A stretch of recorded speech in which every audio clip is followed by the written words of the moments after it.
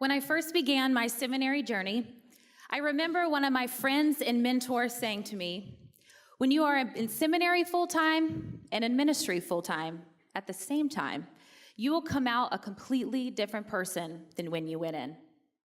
I'm here at this moment, and I look back at that exact conversation, and it feels like such a prophecy.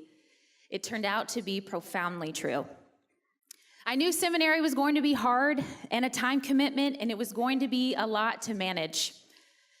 But that statement was the first time someone had acknowledged the true character refinement this would be. The journey God would take me on, the internal workings of my soul, the reshaping of my mind. I re-examined things I'd always assumed about God and the church. I began to think differently. I began to see people differently. I began to see the church differently. My view of the Bible changed. I began to truly see the scriptures as a meta-narrative. I learned it is less about the character and faith of men and women and more about the character of God. Abraham and Moses and Noah and Joseph are all awesome and amazing men of God, but what was more amazing is the faithfulness of God through these men and women.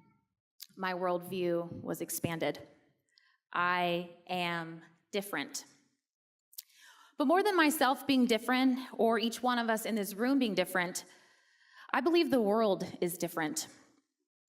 And not that brokenness can get even more broken, but there seems to be, over the course of the past few years, a thunderous cry for a recentering on hope. There are marches and walkouts being led by the next generation. There are open conversations about racial injustice and gender inequality born out of oppression and unequal opportunity. There is anxiety and depression and suicide as an option. There are division and feuds on Twitter and social media showing the dark side. There is political uncertainty and instability with unforeseen consequences. There is fear that the church has lost its influence in a world that is desperately in need of it. There is a searching for answers, for identity, for purpose.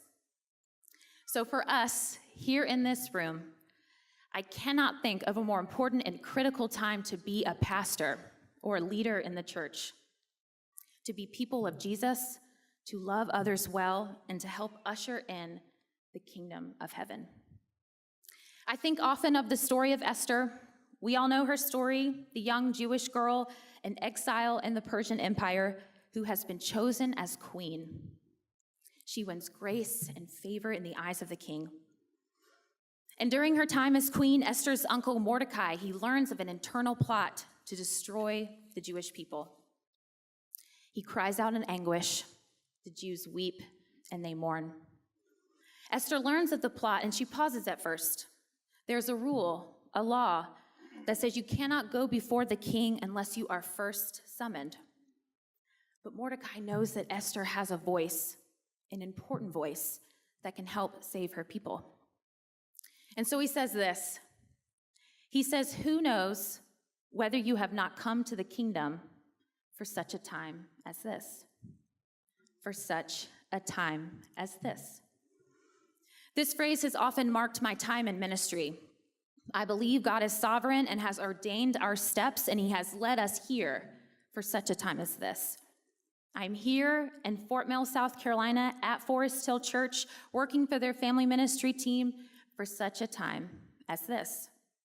I'm graduating from Gordon-Conwell Theological Seminary in 2018 for such a time as this.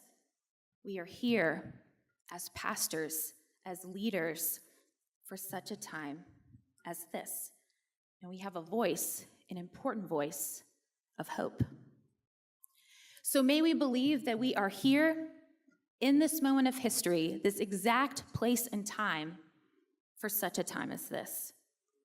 May we be a church that is a catalyst of justice, hope, mercy, and love for such a time as this. May we lead the church to be a place of influence, welcome, and safety for such a time as this. May we love like Jesus. And may we treat our education and our degrees as holy and sacred tools for our mission as followers of Christ. So no matter where you are, or what ministry you are in, or what your next steps are, whether it be in the local church, or a parachurch ministry, parenthood, a nonprofit organization, or a counseling practice, may you hold your identity as a child of God and your role as a communicator of the gospel as mission critical and as holy ground for such a time as this. Thank you.